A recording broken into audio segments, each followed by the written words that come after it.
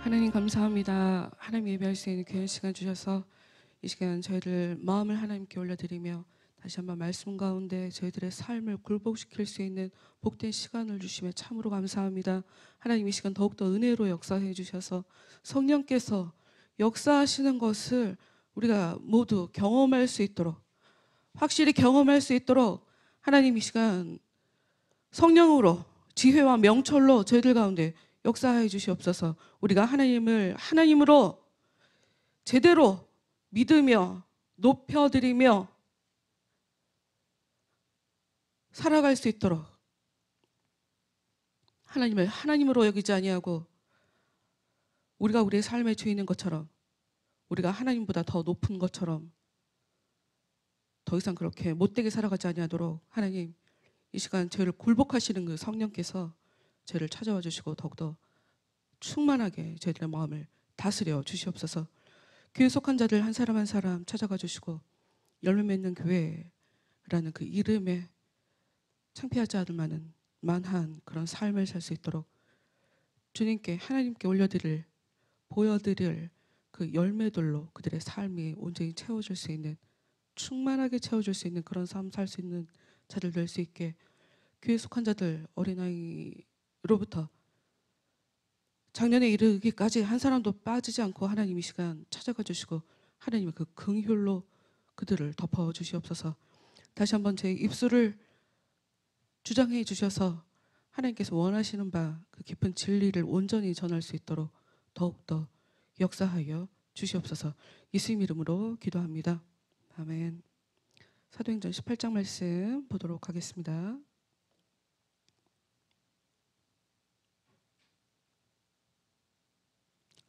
사도행전 18장 9절부터 17절까지 말씀 봅시다. 9절부터 17절. 어느 날 밤 주께서 환상으로 바울에게 말씀하셨다. 겁내지 말라. 계속하여라. 중단해서는 안 된다. 내가 너와 함께 있으니 아무도 너를 해치지 못할 것이다. 이 도시에는 내 백성 될 사람이 많이 있다. 그래서 바울은 1년 6개월 동안 거기 머물면서 하나님의 말씀을 가르쳤다. 갈리오가 아가야 지방 총독이 되자 유대인들은 작당을 하여 바울을 붙잡아 총독에게 끌고 가서 이 사람은 로마법을 위반해 가면서 하나님을 예배하라고 충동질하고 있습니다 하고 고소하였다. 바울이 해명하려고 하는데 갈리오가 고소한 사람들을 향해 말하였다. 보시오, 당신네 유대인들, 만일 이것이 범죄 사건이라면 내가 당신네들이 고소를 들어줄 의무가 있어. 하지만 이것은 단지 말의 해석이나 인물을 비평하는 일이나 당신네들의 유대 율법에 관한 것이 아니요? 그런 거라면 당신네들끼리 해결해야 되지 않겠소? 나는 그런 일에 흥미도 없고 또 관여하고 싶지도 않소 하고 소리치며 그들을 법정에서 쫓아냈다. 그러자 폭도들은 회당 책임자 소스테네를 법정 앞에 붙들어다 놓고 마구 때렸다. 그러나 갈리오는 그 일에 조금도 상관하지 않았다. 아멘. 17절까지 말씀 함께 봤어요.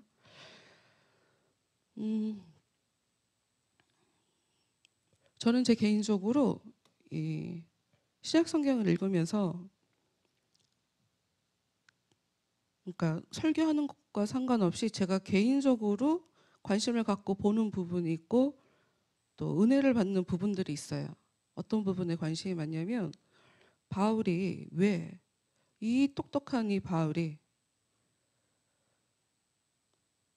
연약하고 떨리는 목소리고 말이 시원치 않고 어떻게 이런 평가를 듣게 된 걸까? 왠지 제가 또 그런 부분에 관심이 많다라고 하면 나랑 바울이랑 뭐 동일시를 해서 나의 이 부족한 언변을 합리화시키려고 하는 것처럼 보일지도 모르지만 그러나 여러분 여기서 그러나 이게 왜 중요하냐면 여러분 인간은요 경험을 통해서 배우는 거예요. 그러니까 이게 무슨 얘기냐면 저는 굉장히 긴 시간 동안 제가 들으며 살았지 말을 하며 산 사람이 아니에요. 말을 해본 적이 없다고요. 그러니 말을 잘 할 수가 없어요. 말을 해본 사람이 아니 해봤어야 잘을 하죠. 그럼 저는 계속 어찌됐건 나는 말을 못하니까 여러분들 내가 말 못하는 거 여러분들이 이해하세요. 이러면 안 되는 거예요. 제 입장에서는. 난 잘해야 돼. 난 잘할 때까지 힘쓰고 애쓸 거예요. 그리고 과연 잘한다는 건 어떤 의미이고 잘하는 게 옳은 것인가? 뭐 등등. 일단 가장 큰 목적은 잘하는 것에 두고 그럼 그 잘하는 것이 어떤 의미인가를 저는 그래서 이런 것들을 통해서 바울의 삶을 통해서 본단 말이에요. 바울은 특히 지금 고린도에 오기 직전에 아덴에서 참 험한 일을 당하고 이제 그 이후에도 또 독한 일을 당해요. 지금 18장 17절까지 우리가 읽었잖아요. 바울의 2차 전도 여행이 끝나고 있는 상황인데 1차, 2차가 될 때까지 사실 바울은 그닥 전도에 큰 열매가 없다. 가는 곳마다 열심히 전도했지만 열매가 별로 없었고 이제 처음으로 이제 좀 11절 말씀 우리가 읽은 것처럼 1년 6개월 동안 고린도에 머무는 그 전까지는 이런 일이 없었단 말이죠. 이제 사역다운 사역을 하게 되는 거죠. 제 관심이 사역을 나는 어떻게 해야 되는가를 저 나름대로 정말 개인적으로 계속 관심을 갖고 보게 되죠. 사람은요, 자기가 관심 있는 것에 좀 치우쳐서 해석을 하고 그것을 더 생각하고 그러면서 하는 게 이게 되게 자연스러운 것 같아요. 아까 경험 얘기를 했었는데 바울이 계속 그 어떤 열매가 없잖아요. 그럼 이 사람은 계속 기운이 빠지고 자신 없다라고 할 수밖에 없어요. 좀 다른 얘기를 해볼게요. 같은 맥락인데 제가 예수님 만나기 전에 19살 때까지 제 사진은 저도 어렸을 때 사진을 찍었을 거 아닙니까? 지금도 사진 찍는 거 뭐 그닥 좋아하진 않는데 사진을 찍은 이제 예수님 만나기 전 모습과 그 후의 모습은 너무 달라요. 너무 달라요. 뭐가 다르냐? 예수님 만나기 전에는 표정이 없어요. 사진에. 웃는 표정이 없어요. 근데 예수님 만나고 난 이후에 저는 환하게 웃어요.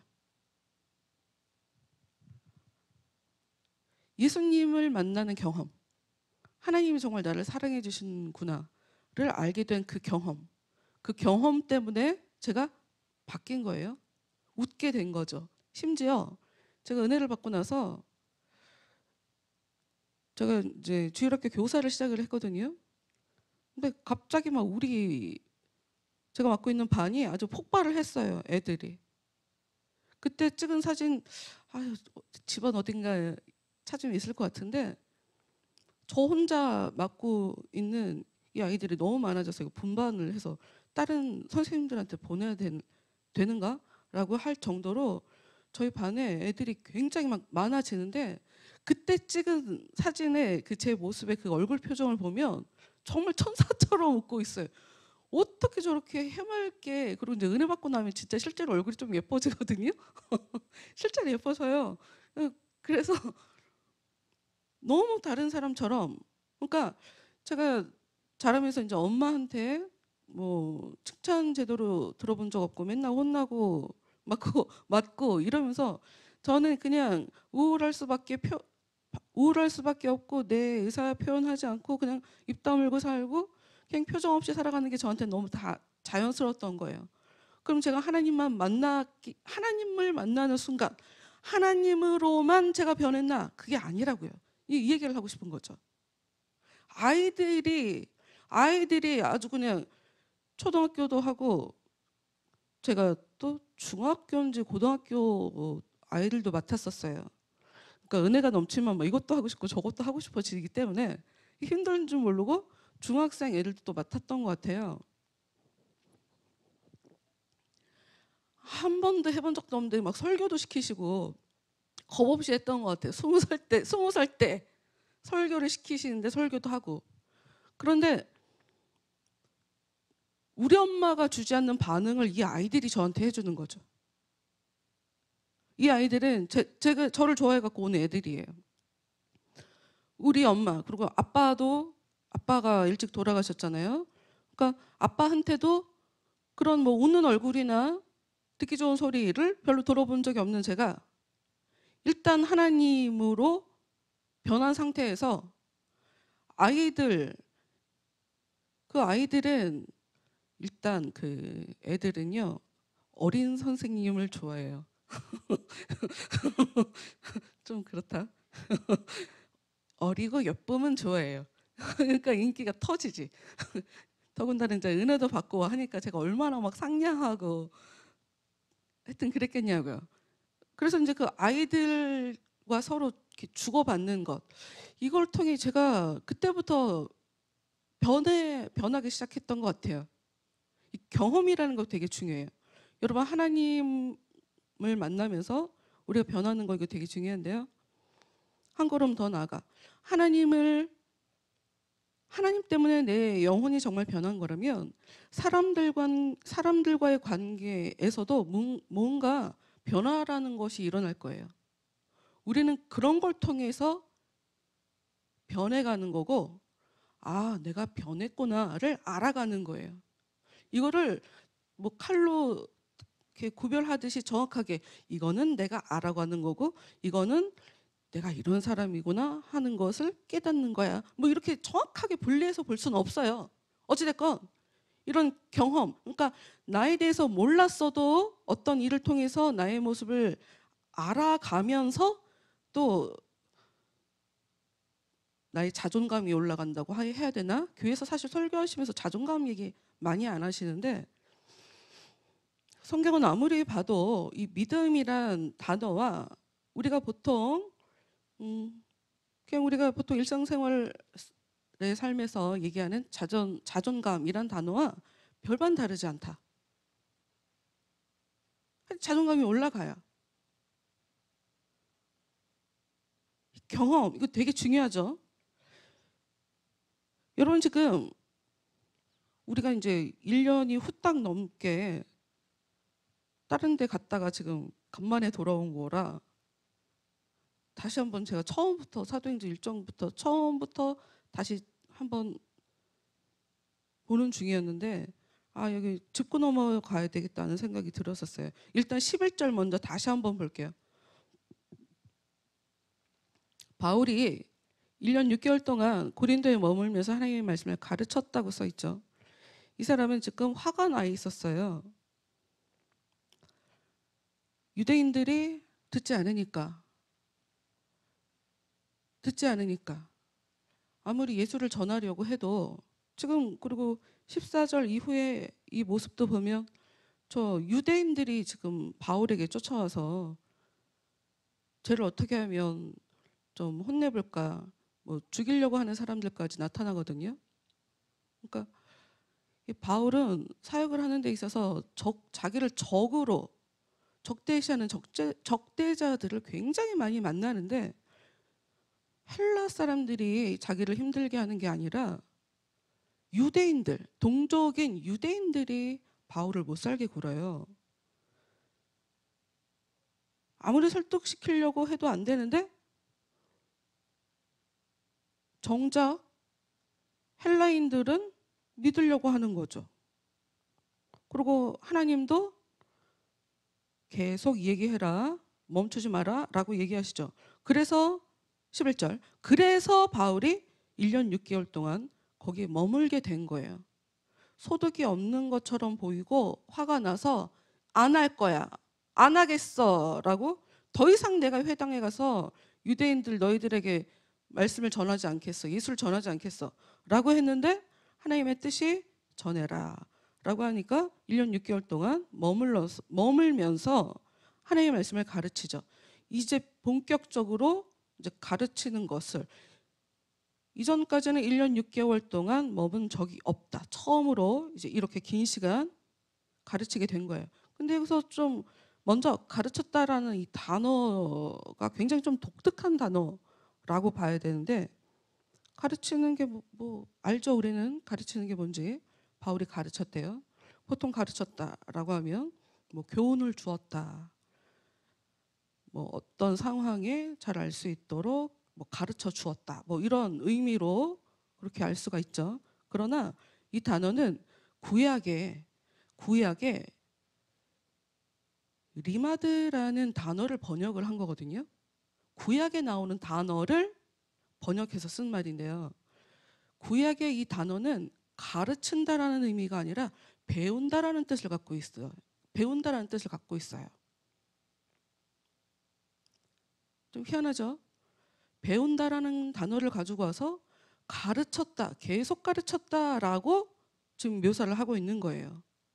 이게 어떤 의미이냐면, 이 단어 안에 굉장히 여러 가지 의미들을 함축적으로, 여러 가지 상황들을 함축적으로 말하고 있지는 않지만 굉장히 뜻 깊게 여러 가지를 말하고 있는 거죠. 이게 배우고 또 배우는 걸 얘기하는 거예요. 철저하게 배우는 거를 얘기하는 거예요. 요것이 발전하면 가르치다라는 단어로 쓸 수 있는 거거든요. 이게 무슨 얘기냐면, 배우지 않고 가르칠 수 없다는 거예요. 쉽게 되는 게 아닌 거예요. 그래서 제대로 가르치려면, 그동안은 안 들으니까 짧게 전하고 또 복음 전한다고 유대인들이 난리치니까 또 도망가고 계속 이러고 살았잖아요. 근데 이번에는 가르친 거지. 왜 이 가르침이라는 것이 중요한가? 여러분 보세요. 4절에 바울이 안식일마다 회당에 가서 유대인뿐만 아니라 이방인을 설득시키려고 했었대요. 근데 안 들으니까 6절, 유대인들은 그러한 바울에게 대들고 욕을 퍼부었죠. 그럼 나 이제 전하지 않겠다. 그러니 이제 유대교하고는 상관없는 것처럼 보이잖아요. 그런데 그러고 나서 바울이 간 곳이 어디냐? 7절에 디도 유스도라는 사람 집이에요. 근데 바로 옆에, 맞아요. 이 유스도라는 사람은 이방인이지만 하나님을 공경하는 사람이란 말이에요. 근데 바로 옆에 회당에 이제 안 갈 거야 라고 했는데, 회당 바로 옆에 있는 집이에요. 심지어 8절, 회당 책임자가, 온 식구가 예수님을 믿게 되잖아요. 회당에는 가지 않지만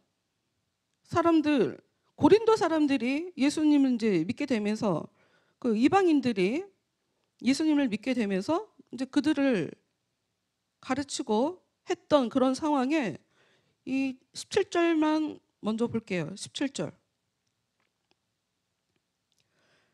총독이 재판 안 할 거야. 니네가 갖고 온 그 재판 내가 볼 때는 내가 판단할 일이 아니야 하고 쫓아버리니까 17절. 그러자 폭도들이 회당 책임자 소스테네를 일부러 그 총독이 있는 법정 앞에 붙들어다 놓고 마구 때렸어요.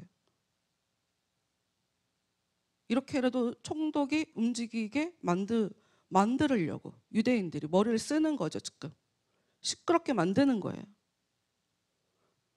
그런데 총독이 움직이지 않죠? 근데 여기서 중요한 거, 소스테네, 회당 책임자예요. 8절에도 회당 책임자가 나오죠? 17절에도 회당 책임자가 나와요. 이 얘기가 무슨 얘기냐? 지난주에도 잠깐 말씀드렸던 것 같은데, 고린도전서 편지 처음 시작할 때 보면 17절에 나오는 이 소스테네 얘기를 하고 있거든요. 바울이랑 같이 사역을 하게 돼요. 가르쳤기 때문에 대신 이렇게 맞는 거예요. 대신 이 어려운 일을 감당할 수 있는 거예요. 어찌 보면 이 폭도들이 때리고 싶은 건 바울이었잖아요. 바울을 때리고 싶어서 온 거거든. 판결하고 싶어서. 근데 대신에 맞은 거잖아요. 지금 이 사람이. 배웠기 때문에, 긴 시간 배웠기 때문에 그 어려움에 대해서 받아들일 수 있는 거예요. 여러분, 이게 다시 말씀드리지만 사람은 쉽게 변하는 존재가 아니에요. 조금 뭔가를 배웠다고 해서 금방 내가 알았다 하고 얘기하는 게 아니에요. 그래서 17장을 한번 조금 몇 구절을 보려고 해요. 이건 좀 다시 한번 짚어야 되겠다 싶어갖고 17장 10절을 갈게요. 일단 그 데살로니가에 갔다가 거기서 이제 쫓겨난 상황이에요. 10절. 그날 밤으로 신도들은 서둘러 바울과 실라를 베레아로 보냈다. 아, 나 진짜 베레아라는 단어가 사도행전에서 이 베레아가 굉장히 긍정적인 평판을 듣는 그런 곳이거든요. 근데 한국 교회는 이단이 이 베레아 이름을 그냥 쏙 가지고 가버려갖고 억울해. 아까워. 베레아 이러면 이단인데 아주 이렇게 그냥 아예 이거 머릿속에 딱 들어있어갖고 하여튼 베레아는 지역 이름이에요. 바울과 신라를 또 폭도들이 나서서 이 사람들을 또 이제 또 죽이려고 할 것 같으니 베레아로 보냈죠. 데살로니가에서. 베레아에 닿자 두 사람은 늘 하던 대로 그곳 회당에 가서도 설교를 하였다. 근데 여기서 중요한 거예요. 11절. 베레아 사람들은 데살로니가 사람들보다는 훨씬 마음이 열려 있어서 기쁜 마음으로 설교를 들었다. 이게 굉장히 중요하다. 설교를 들을 때 여러분 단순하게 바울의 얘기를 들어준다고 우리가 그렇게 보면 안 되죠. 신라의 얘기를 들어준 거라고 보면 안 되죠. 하나님에 대해서 알려고 그들의 얘기에 귀를 기울이는 거예요. 주님을 향해서 열린 마음이 그 사람의 얘기에 흥미를 갖고 듣게 되는 그런 결과를 가지고 온 거죠. 주님에 대해서 하나님에 대해서 마음이 열려 있어서 그 설교를 기쁘게 듣는 거예요. 보통은 교회는 오래 다녀도 교회를 오래 다닐수록 문제가 생기는 분들이 있어요. 이제 그 좀 나중에 설명을 다시 할게요. 내가 신앙생활을 하는 것과 내가 좀 믿음은 커진 것 같은데 내가 잘 배운 것 같은데 내 삶에 누리는 것을 보면 하나님이 나에게 은혜를 안 주는 것 같단 말이야. 믿음과 내 삶이 지금 일치가 안 되는 그런 삶이 내 삶에 이렇게 내 삶의 현실이다 싶으면 이분들은 굉장히 힘들어져요. 어찌됐건 마음이 열려야 기쁘게 그 설교를 들을 수가 있어요. 하나님이 나한테 얘기하는 거다. 하나님이 나한테 지금 나에게 가르치시는 거다. 여러분 그거 아셔야 돼요. 여러분 제 얘기를 들으려고 하면 안 돼요. 저도 제가 올라오기 직전까지 기도한 건 하나님 얘기는 제가 하지만 하나님께서 직접 가르치세요. 하나님 직접 이 사람들의 마음에 역사하세요. 제가 뭘 얘기를 해요? 제가 가르친다고 뭐 이 사람들이 들어요? 나도 모르는 내 속마음이 톡 튀어나왔다. 안 듣더라고. 하나님 역사해 주셔야 되니까 하나님 그 사람에게 이 사람들에게 하나님이 직접 가르치세요. 제가 그러고 기도하거든요. 그럼 보세요. 그리고 바울과 실라가 가르치는 말이 진실인지 알고자 날마다 성경을 연구하였다. 이게 되게 중요해요. 많은 사람들이 설교를 그래요. 교회 설교 잘하시는 분들 있잖아요. 한국 교회 안에. 좋죠. 말씀 들으면 막 속도 시원하고 막 신도 나고 막 찬송도 부르고 하니까 뜨겁게 막 통성으로 기도하면 막 속이 시원하고 막 뻥 뚫리고 그게 기도해서 그런 건지 난 당최 알 수가 없는데 그거 갖고는 안 된다. 내 안에 정말 하나님에 대해서 하나님의 은혜가 역사하잖아요. 여러분 딱 그거예요. 어떤 사람을 좋아하잖아요. 그럼 그 사람에 대해서 알고 싶어요. 알고 싶잖아. 먹는 건 뭘 좋아하는지, 취미는 뭔지, 저 사람이 어떻게 해야 내가 어떻게 해야 저 사람이 더 날 좋아해 줄 것 같은지 뭐 그 사람에 대해서 알고 싶어 한단 말이에요. 좋아지면 또 반대로 해도 돼요. 하나님에 대해서 알면 하나님에 대해서 더 좋아할 수밖에 없어요. 되게 중요해요. 그냥 설교만 듣고 끝나면 안 돼. 이 베레아 사람들이 잘한 건 바울과 실라가 지금 이들의 입장에서는 생전 처음 보는 메시지를 전한 거거든요. 이들이 여태까지 믿고 들어왔던 하나님에 대해서는 이런 가르침이 아니었단 말이죠. 바울이 처음 난데없이 뜬금없이 새로운 얘기를 하고 있는 상황인 거거든요. 그래서 이 사람들은 말씀을 계속 연구를 했어요. 그 사람 얘기가 너무 재밌다. 너무 좋다. 그런데 정말 그 얘기가 진짜인지 나도 알고 싶다. 여러분, 이렇게 여러분 스스로가 알려고 해야 돼요. 나도 모르게 한국 하고 나왔네. 아이씨, 얘기할 거야. 한국 정치가 왜 문제냐면 사람들이 생각을 하지 않게 만들어버렸죠. 여러분, 이게 중요한 거예요. 이렇게 해야 되는 거예요. 하고 얘기하면 얘네들은 그 이야기가 왜 무슨 의미로 중요한지 몰라. 아, 그래? 우리의 대장이 저렇게 하기로 결정했으니까 그래, 해야지. 이래갖고 지금 나라가 지금 더 시끄럽단 말이에요. 신앙생활 하는 사람들도 마찬가지야. 신앙생활 하는 사람들도. 근데 다시 말씀드리지만 저는 은혜 받고 난 이후로 예배 빠진 적이 없어요. 왜? 이거는 예배를 통해서 내 안에 은혜를 채운다는 건 내가 살고 죽고의 문제거든요. 내 영혼의 살고 죽고 문제야. 내 힘으로 하는 게 아니라 은혜가 나한테 와서 나로 하여금 살게 만드는 것이기 때문에 어떻게 그러니까 은혜를 어떻게 하면 받게 되는지, 은혜 받는다는 게 대체 뭔지 뭐 등등 이렇게 예배하는 자리를 제가 어떻게 빠지겠어요. 저는 아는 게 없으니 당연히 예배를 참석해야죠. 저한테 예배 참석하는 게 굉장히 중요한데 많은 분들이 이거에 대한 진정한 가치를 모르니까 잘 참석하지 않지. 근데 거기까지는 바르지도 않아. 모든 예배를 다 참석해야 된다. 요거까지도 말고 그냥 주일날 예배 드리면서 난 너무 좋았어. 아우, 교회 오니까 너무 마음도 좋고 그냥 뿌듯하고 그냥 분위기도 좋고 두루두루 너무 좋네. 그걸로 땡 한단 말이에요. 안 된다고. 그러면 이게 마비가 돼요. 머리가 하나님을 알지 않고 어떻게 하나님을 섬겨요? 말도 안 되지. 하나님에 대해서 모르는데 믿는 순간 어려운 일이 당하는 이 어려운 일, 예수님 믿으면 기쁘고 행복해지는 거 아니야? 편안해지는 거 아니야? 수고하고 무거운 짐을 다 나한테 갖고 와. 내가 너를 쉬게 해줄게. 이렇게 약속해 주셨는데 나는 예수님 믿는데 왜 내 삶에 수고하고 무거운 이거 뭐지? 나 왜 이렇게 계속 힘들지? 알려고 하지 않으니까 내 삶에 나타나는 이 문제를 보고 전혀 하나님과 상관없이 실족한다. 하나님의 의도는 전혀 그거 아닌데.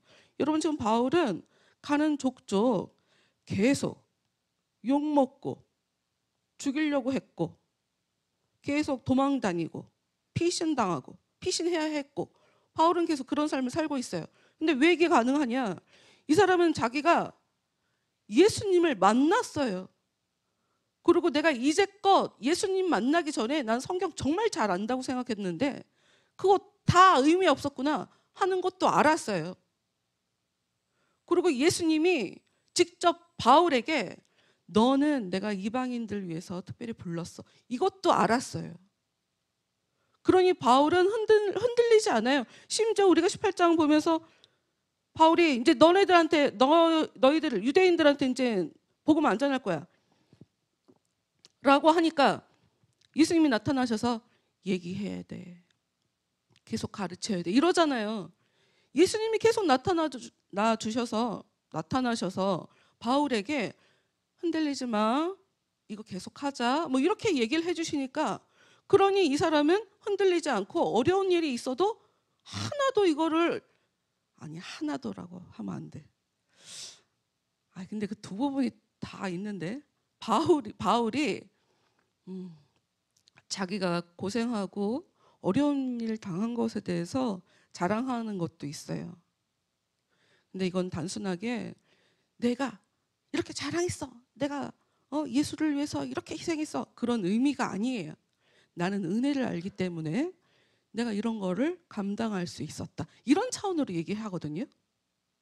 그러니까 힘들지만 힘들지 않을 수 있게 예수님이 역사해 주셨단 말이야. 이게 어떻게 가능하냐? 아니까. 이미 성경에 대해서 알았기 때문에. 단지 성경에 이제껏 자기가 공부해왔던 그 성경의 진정한 주인이 예수님이라는 것만 모르고 어찌됐건 구약 성경에 대해서는 잘 알고 있었단 말이죠. 근데 예수님을 만나는 순간 충격을 받은 거지. 이게 아니었구나. 방향이 잘못됐구나. 그래서 사람들에게 이렇게 전할 수 있게 되는 거예요. 여러분, 천국은요 반전이 있는 나라죠. 천국은 반전이 있는 나라. 예수님한테 가서 얘기하잖아요. 예수님, 제가요 예수님 위해서요 이것도 하고요, 귀신도 쫓고요, 사람도 섬기고요, 좋은 일도 많이 했고요, 저 이런 거 하다 왔어요. 나는 너를 모른다. 어떤 사람은 제가 예수님 위해서 딱히 한 게 없는데요. 아니, 너 굉장히 나 많이 도와줬어. 너 힘든 사람들 도와줬어. 그 사람들 도와준 거 나 도와준 거야. 그 사람들 배고플 때 먹여줬지? 그거 나 먹여준 거야. 그 사람들 섬겨줬잖아. 나 섬겨준 거야. 이렇게 천국은 반전 있는 나라예요. 하나님의 나라는. 내가 잘했다고 하면 그 사람은 잘한 게 아니야. 나 스스로가 잘했다고 생각하는 순간 그 사람은 아마 주님이 너 잘했다 하고 칭찬하기가 어려울 거예요. 반전 있는 나라. 다시 17장 11절 바울과 실라가 가르치는 말이 진실인지 알고자 날마다 성경을 연구하였다. 날마다. 듣긴 들었는데 이 얘기가 진짜인지 나도 배워야겠다. 나도 확인을 해야 되겠다. 내가 무조건 맹종하는 것이 아니라 무조건 저 말이 맞는구나 하고 따라가는 것이 아니라 나도 배워야 되겠다. 왜 그럴까요? 그래야 가르치니까. 다시 말씀드리지만 바울이 아까 가르쳤다라고 얘기하는 그 말은 원래 배우다라는 말이 구약에 있는 배우다라는 말을 가지고 번역해서 사용하는 거다. 철저하게 배우고 또 배우고 철저하게 배워서 그러면 가르칠 수 있게 되겠죠. 바울은 그렇게 가르치고 있는 거예요. 그렇게. 12절 설교를 듣고 말씀을 연구하니 어떤 일이 가능해졌냐? 12절 그리하여 많은 사람이 믿게 되었다. 믿음은 그래서 내가 알려고도 하지 않고 주님을 알려고 힘쓰지도 않고 내가 믿음이 있다? 아니요, 그런 말 하면 안 돼요. 그러면 안 돼. 우리가 히브리서 보면서도 그 얘기했잖아요. 성장하지 않는 사람에 대해서 막 화내는, 게을러서 그렇다. 여러분이 믿음에 성장해야 되냐면, 여러분, 그 말씀을 받아야 되겠구나. 그래요. 요 부분을 딱 집어서 봅시다. 네, 확인해 줄게요. 잠깐. 17장의 중요한 부분 몇 개만 찝고 갈게요. 17장 19절 갈게요. 19절. 지금 철학자들을 만나거든요. 바울이. 우리 학교 다닐 때 에피쿠로스파, 스토아파 뭐 이렇게 철학자들 배웠죠? 나만 배운 거 아니지? 네. 철학자들. 철학이란 말 자체가 지혜라는 말과 사랑이란 말의 합성어예요. 사랑이란 말과 지혜라는 말의 합성어예요. 이 사람들과 바울이 이렇게 토론하는 일이 18절에 있었어요. 그런데 봅시다. 19절. 그들이 바울을 아레오바고 광장으로 데리고 가서 말해요. 그 새 교훈에 대해서 말해 보시오. 지금 바울이 새 교훈을 전하고 있다고 했잖아요. 철학자들이 바울에게 흥미를 갖는 거죠. 새 교훈 20절. 당신의 놀라운 이야기를 어디 한번 우리도 자세히 들어봅시다. 듣고 싶어요. 듣고 싶어 한다고 철학자들이. 그런데 이유가 있어요. 21절.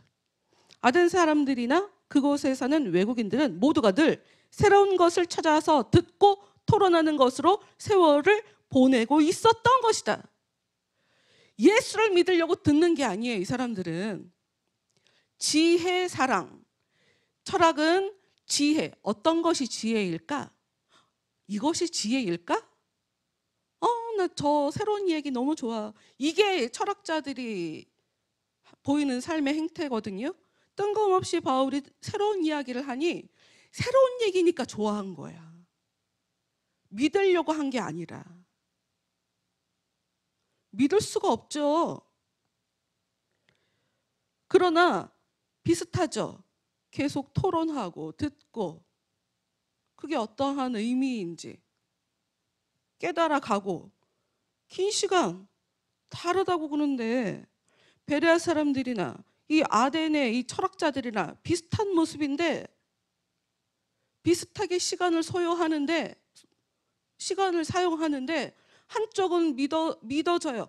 배우면서 믿어지지만 한쪽은 배우고 이야기도 많이 하고 말도 할 줄 아는데 자기 입으로 아는 게 많으니 할 말도 많죠. 제가 요 표현은 되게 중요한 것이 18장에 우리가 18장 봤잖아요. 거기에 바울은 말빨이 안 되는데 성경에 대해서 오히려 잘 모르는 예수에 대해서 잘 모르는 아볼로라는 사람이 나와서 이 사람은 또 기가 막히게 말을 잘해서 그 사람들에게 확실히 이겨버리는 그런 일이 벌어지거든요. 이 사람들은 철학자니까 이야기할 게 얼마나 많아. 이 얘기도 하고 저 얘기도 하고. 그런데 바울이 딱 그 부분을 찝어요. 22절. 아레오바고 광장에 서자 바울은 군중들을 향해 이렇게 연설하였다. 아덴 시민 여러분, 내가 보기에 여러분은 매우 종교심과 신앙심이 많은 사람들입니다. 이 얘기는 무슨 얘기냐? 불교 믿듯 무당 찾아가듯 다른 종교를 믿듯이 교회 안에서도 그렇게 신앙생활을 할 수 있단 말이에요. 예수님을 알고 배우려고 하는 것이 아니라 그냥 종교가 기독교일 뿐이야. 믿는 게 아니라. 교회 안에 이런 사람들이 있을 수가 있다 정도가 아니라 많다. 성경을 보면 그래요. 제대로 믿는 사람은 많이 없더라고. 이거 갖고 지금 비난하는 거 아니에요. 저는 무슨 얘기를 하고 싶으냐면 굉장히 많은 시간 배우고 연구하고 고민하고 은혜 안에서 하나님의 은혜를 받고 뭐 이런 것들을 해야 사람들은 신앙이 성장하기 때문에. 그러나 많은 사람들이 그냥 종교심, 이 신앙심을 가지고 예수를 믿는 게 아니라 예수를 주님으로 정말 믿어드리는 것이 아니라 그냥 비나이다 비나이다 하는 것처럼 이렇게 교회를 다닐 수가 있다. 다른 사람들 얘기하지 마시고 여러분 스스로가 여러분의 마음을 돌아보라고 말씀을 드리는 거예요. 누가 이런 사람인가? 뭘 찾아봐요? 찾아보면 뭐에 무슨 의미가 있다고.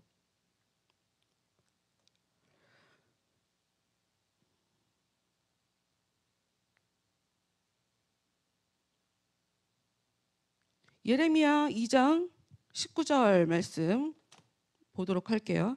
예레미야 2장 19절.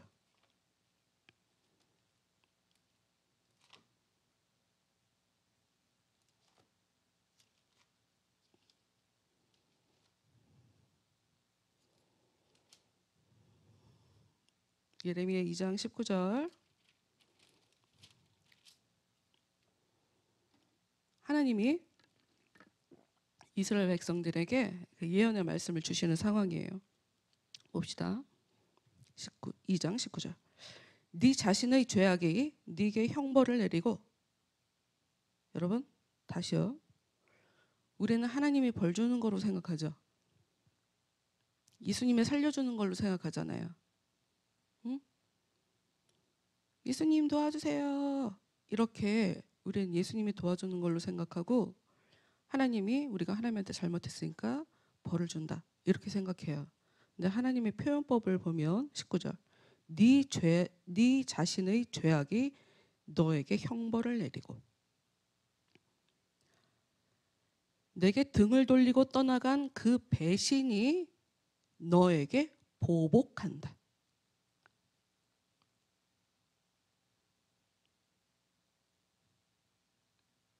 내 안에 있는 죄가 형벌을 끌어당기고 내 안에 있는 그 배신하는 그 못된 마음이 하나님의 형벌을 끌어당기는 거죠. 가지고 오는 거죠. 그러므로 네 하나님 여호와께서 멀리 떠나간 생활과 나를 함부로 여겨도 상관없다고 생각한 네 마음이 얼마나 무서운 고통과 재앙을 불러들이는지 똑똑히 두고 보아라. 하나님이 벌 주는 게 아니라는 거죠. 그렇죠. 고통과 재앙이 왜 와요? 내가 하나님을 떠났기 때문에 하나님에 대해서 별로 대수롭지 않게 여겼기 때문에 그 마음이 고통과 재앙을 불러들인대요. 그럼 우리는 이런 말씀을 가지고 어떻게 기도해야 되나? 하나님을 귀하게 여기지 않고 소홀히 여긴 저의 이 행동을 이제까지 그렇게 살아온 저의 삶을 회개합니다. 하나님 더 이상 제 마음속에서 하나님을 소홀히 여기는 그런 마음이 있지 아니하도록 제 마음에 하나님의 불을 넣어주셔서 하나님 역사해 주셔서 그것을 없애주세요. 하나님을 소홀히 여기는 그 마음을 없애주세요. 이런 기도할 수 있겠죠. 온 세상의 주인인 나 여호와가 말하였으니 틀림없이 그대로 될 것이다. 20절부터 25절까지 읽을 거예요. 그리고 기도할게요. 주께서 유다 백성을 책망하셨다. 너는 옛날부터 나를 섬기려고 하지 않았다.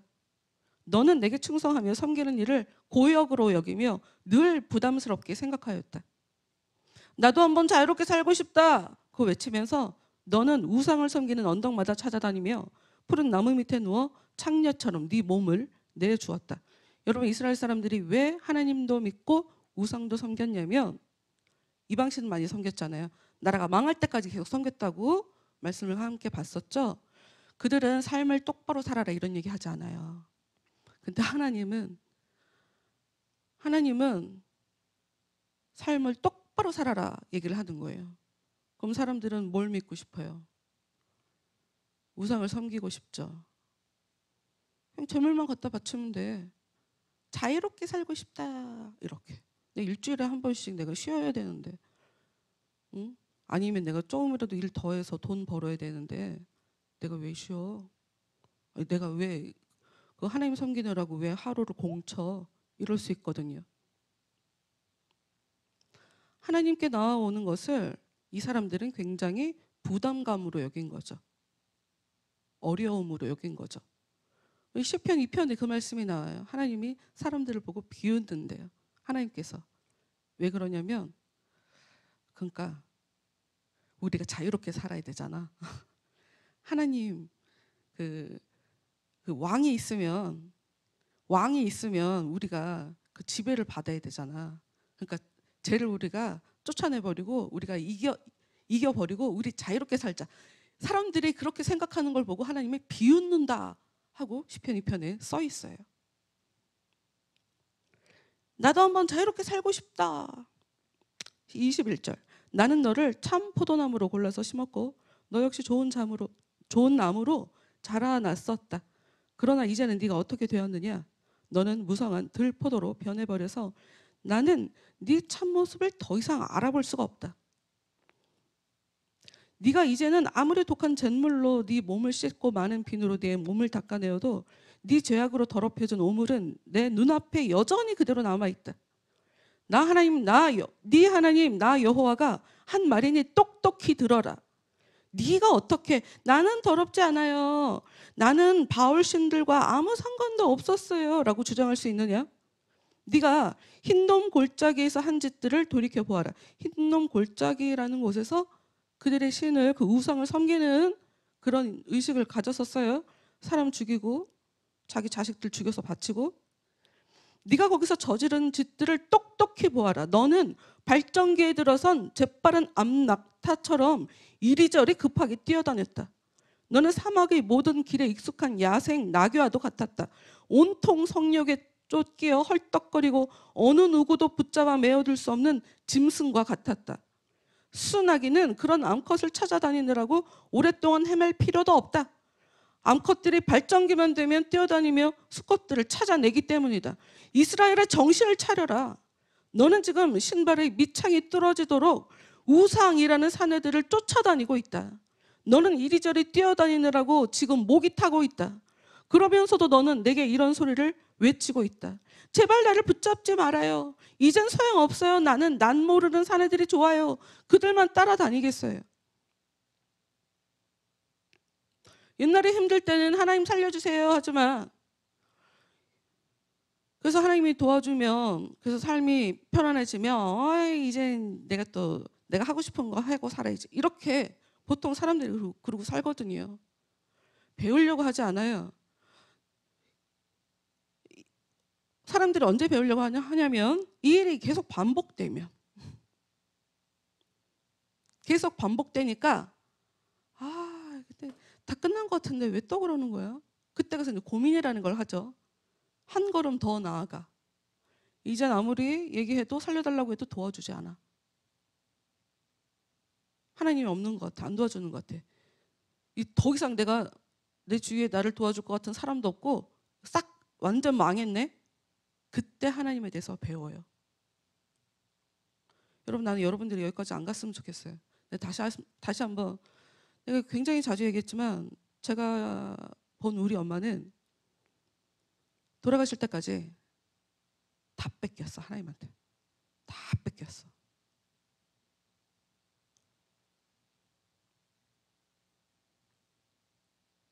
다 가져가시더라고요. 우리는 하나님을 좀 두려워할 줄 알아야 돼요. 하나님에 대해서 함부로 여기면 안 돼요. 하나님을 귀하게 여겨야 된다고. 함부로 여기는 건 내가 정신이 이상한 거야. 여러분, 그걸 아셔야 돼요. 이 병든 거예요, 정신이. 예수님이, 이거 얘기만 하고 기도합시다. 우리가 병원을 가지 않으니까 아프다는 생각을 안 하죠. 근데 예수님이 사람들 병을 고쳐주셔요. 그래서 사람들이 막 모인단 말이에요. 그런데 병만 고치는 게 아니라 죄인들이랑 너무 가깝게 잘 지내. 유대인들이 이해가 안 가는 거죠. 왜냐하면 예수님 당시 유대인 요 사람들은 하나님을 제대로 믿지 않는다고 나라가 완전히 폭삭 망했잖아요. 500년 전에. 500년 전이라고 하면 안 되겠다. 400년 전에 나라가 폭삭 망했단 말이에요. 그러니 그 이후로 이들은 목숨을 걸고 율법을 지켜요. 우리는 예수 믿는 사람들만 순교자들이 있다고 생각하지만 예수님을 죽였던 바리새인들이 예수님 오시기 전에 얼마나 많이 순교했는지 몰라요. 신앙을 지키기 위해서. 그래서 우리가 그렇게 우리한테 이렇게 깨끗하게 사는 거, 죄인들과 가까이 하지 않고 죄 짓지 않고, 이게 우리한테 굉장히 중요한 거란 말이에요. 근데 예수님이 오셔서 죄인들이랑 너무 잘 지내시는 거야. 그 밥을 너무, 밥 먹는 거 되게 좋아해. 예수님 전에 있었던 요한은 너무 안 먹어갖고 쟤는 수시로 금식해갖고 쟤는 시인이야? 왜 먹지를 않아? 이랬는데 예수님은, 그 다음 주자인 예수님은 너무 먹는 걸 좋아해. 얘도 이상하고 새롭게 나타난 예수도 이상한 거예요. 이 사람들 입장에서는. 근데 예수님이 그 장면에서 딱 얘기하시는 거예요. 의인, 나는 죄인을 부르러 왔다라고 하시면서 사람들이 병이 들었기 때문에 내가 의인이기 때문에 그 죄인들한테 내가 그 죄인들과 함께 지낸다. 이 얘기를 하신단 말이에요. 이 무슨 얘기냐면 우리의 죄 문제는 우리가 볼 때는 겉모습으로 아무런 문제가 없으니까 내가 병이 들었다라고 인식하기가 어렵지만 하나님이 볼 때 최소한 하나님에 대해서 우리가 중요하게 여기는 마음이 없다면 하나님이 볼 때 나는 정신이 이상한 사람인 거예요. 병든 사람인 거라고.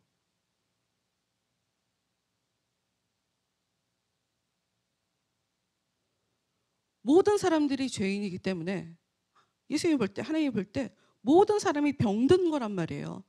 마음에 병이 들었죠. 세상을 좋게 못 보죠. 무슨 좋은 일이 있어도 웃지도 못하죠. 아무리 좋게 잘 지내려고 해도 삐딱하게 보죠.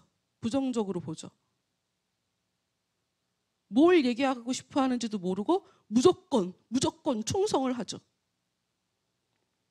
신앙에 분명 문제가 있어서 그래서 하나님이 이 사람들을 도와줄 수가 없어. 그런데 성경에 예수님도 이렇게 고난 당하시고 바울도 이렇게 고난 당했고 그리고 주를 위해서 핍박받으며 복이 있다고 했는데 의를 위해서 핍박받으며 기뻐하고 즐거워해라 하늘에서 상이 크다라고 써 있잖아. 그러니까 나는 내가 왜 힘들어하는지는 알려고 하지 않아. 알려고 하지 않고 그냥 의를 위해서 그냥 핍박받는 거야. 분명히 내가 욕먹을 짓을 해갖고 지금 상대방이 욕을 하고 있는데 욕하는 사람을 나쁘다고 얘기하는 거죠. 그러면서 하는 사람들이 너무 많단 말이에요. 17장에 나오는 그냥 종교성이 강한 거야. 예수를 믿는 게 아니라. 그러니까 우리가 이렇게 되면 안 돼요. 믿음은 내가 믿으려고 노력하는 게 아니라니까요. 믿어져야 돼. 노력하지 않아도 믿어져야 돼. 믿어지지 않는 게 이상한 거예요. 사실 오늘 데살로니가 말씀을 보려고 했는데 다음 주에 볼게요. 데살로니가 교회는 종말의 문제가 무슨 의미인지를 몰라갖고 바울이 편지를 보내서 종말이 어떤 의미인지를 막 계속 가르쳐주는 그런 장면이 있거든요. 사람들이 이제 뭘 하나 가르쳐주면 그게 전부인 거야. 왜 저 말을 한 건지에 대해서는 관심이 없어. 그 말을 그렇게 얘기했잖아. 그러니까 이렇게 해야 되는 거야. 뭐 이렇게. 우리가 이렇게 배웠잖아. 그러니까 우리는 이렇게 살아야 되는 거야. 이런 거 믿음이 아니라고. 진짜 믿음은 믿어져. 응? 이해가 돼. 하나님이 나를 지금 굉장히 빡세게 고난을 주고 아프게 하는데 근데 왠지 믿어지네. 그래, 하나님이 역사하시는 건 것 같아. 내가 지금은 참을 때인 것 같아. 여러분, 제가 좀 전에 종교성이 강해서 성경에 핍박받으면 고난받으면 복 있다고 했잖아. 라고 문제다라고 얘기한 그 상황과 제가 지금 얘기한 거랑 겉으로 볼 때는 구별하기가 되게 어려워요. 성경에 의하면 종말은 이미 온 거예요. 종말은 이미 온 거예요. 여러분이 종말이라는 단어를 몰라서 제 얘기가 힘든 거지 종말은 이미 온 거예요. 하나님의 나라는 이미 왔다고. 그래서 하나님이 싫어하는 것, 하나님이 받아줄 수 없는 것은 이미 떠나가고 있단 말이에요. 근데 그게 어디에 있어? 우리 안에서 역사하고 있잖아요. 그래서 우리도 모르게 하나님에 대해서 알려고 하지 않고 다른 걸로 그냥 마음을 채우고 감정을 채워서 엉뚱한 데 신경 쓰면서 엉뚱한 데 에너지 낭비하면서 산단 말이야.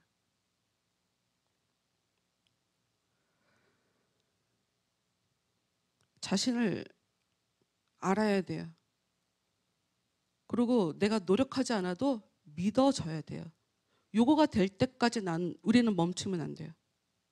한동안은 그거에 집중하세요.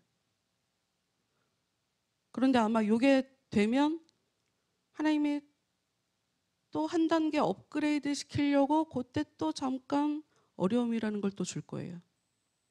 어찌됐건 아무것도 모르는데 어려운 얘기를 자꾸 하면 뭐 이렇게 믿는 게 이렇게 어려운 거야? 이렇게 여러분에게 부담감이 가니 그 얘기를 하고 싶은 게 아니라 이 일 전에 믿음이라는 게 와요.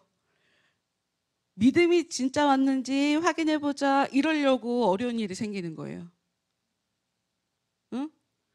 그래서 은혜가 역사한 뒤로 어려움은 일어나요. 근데 사람들이 몰라서 은혜가 뭔지 모르고 은혜로 산다는 게 뭔지 몰라서 난 은혜로 살고 있는데 왜 내 삶에 근데 은혜 받고 났는데 왜 화나는 일이 더 생기고 더 신경질 나는 일이 더 생기는가? 내 어려운 일이 왜 해결이 안 되는가? 이러고 살아간다니까요. 내 수준으로 이해를 하니까. 어찌됐건 기도합시다. 그래서 가르치려면 배워야 돼요. 가르친다는 말 자체가 배우다라는 단어에서 가지고 온 말이다. 하나님, 제가 하나님을 더 알 수 있도록 제 안에 하나님을 더 알고 싶다 하는 그런 소망을 넣어 주옵소서. 제가 저만 모를 뿐 제 마음에 이런 상처들이나 이런 영혼에 분명 병이 있을 텐데 예수님 알려주시면 제가 기도하겠습니다. 혹시 제가 알 필요가 없다면 주님 저에게 은혜를 베풀어 주셔서 제 마음에 있는 이 상처들을 제 영혼에 있는 이 상처들을 치료해 주세요. 제가 정말 주님을 귀하게 여기고 하나님을 귀하게 여기는 그래서 하나님에 대해서 더 깊게 알아가는 예수님에 대해서 더 알아가는 그래서 제 삶이 기쁨이 넘치는 감사가 넘치는 하나님의 은혜가 넘치는 그런 삶이 될 수 있게 예수님 저를 더 강하게 붙잡아 주세요. 이렇게 다 같이 기도하도록 하겠습니다.